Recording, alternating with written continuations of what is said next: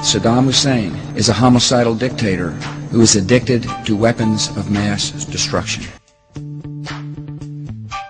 President Obama announced that he was bombing military targets in Libya. Drone missiles hit targets inside Pakistan almost every day, killing al-Qaeda militants and other extremists in Yemen. Jumped off the page for me. Drone attacks in Somalia. A secret document that authorized the CIA to act against Iran.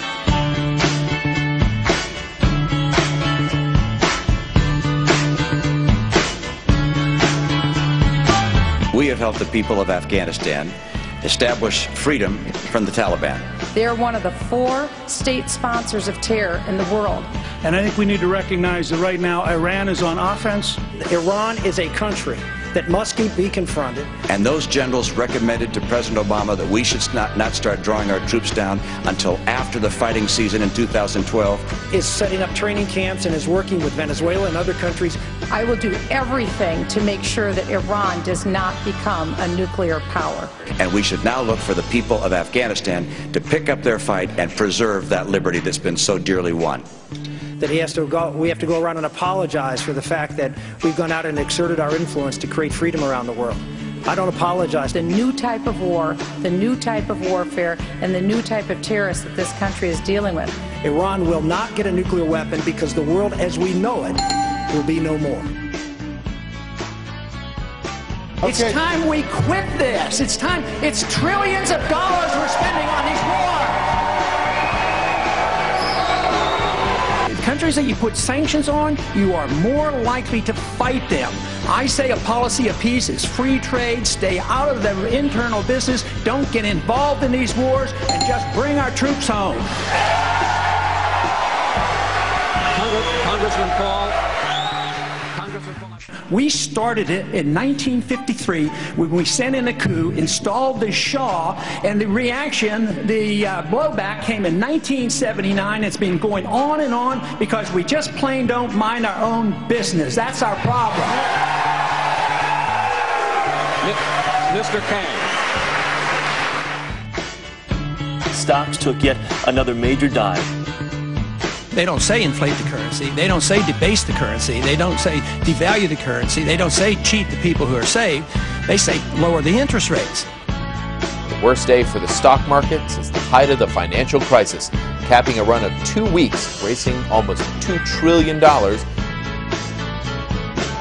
They don't have any idea about the significance of the monetary system and what's going on with the Federal Reserve. But the people, grassroots America, is starting to wake up. Millions of people are reading about the Federal Reserve and understanding how they bail out their friends, create trillions of dollars, give a third of all that money they used in the bailout and give it to foreign banks.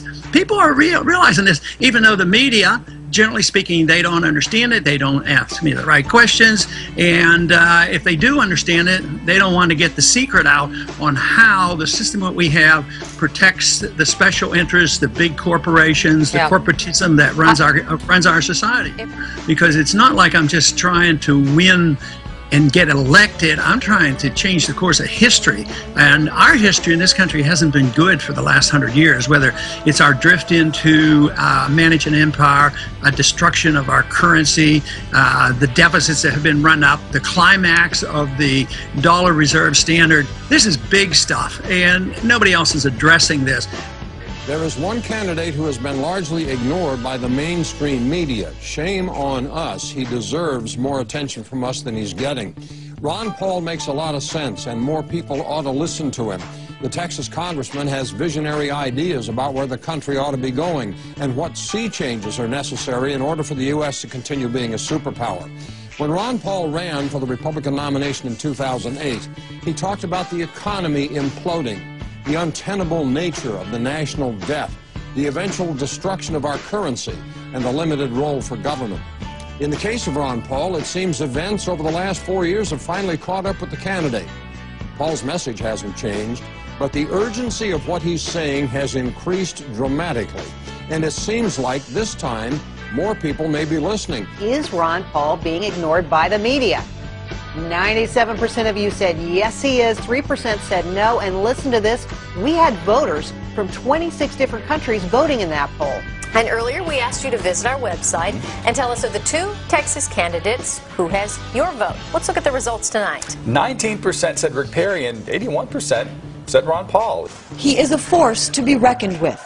A 3-time presidential candidate, congressman from Texas, OB/GYN doctor, and leader of a revolution. He's the man. He needs to be president. Well, I think he's a smart guy, and I think he would change things that need to be changed. Personally would have described myself prior to seeing Ron Paul in the 08 election cycle as a liberal Democrat.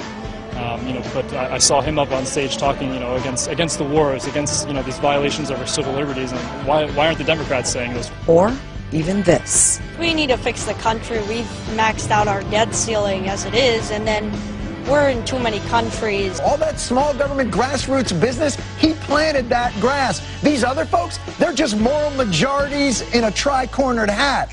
Ron Paul's the real deal. Do you think you have a shot at the Republican nomination, or do you think you may end up playing the role of spoiler? I think I have a real shot.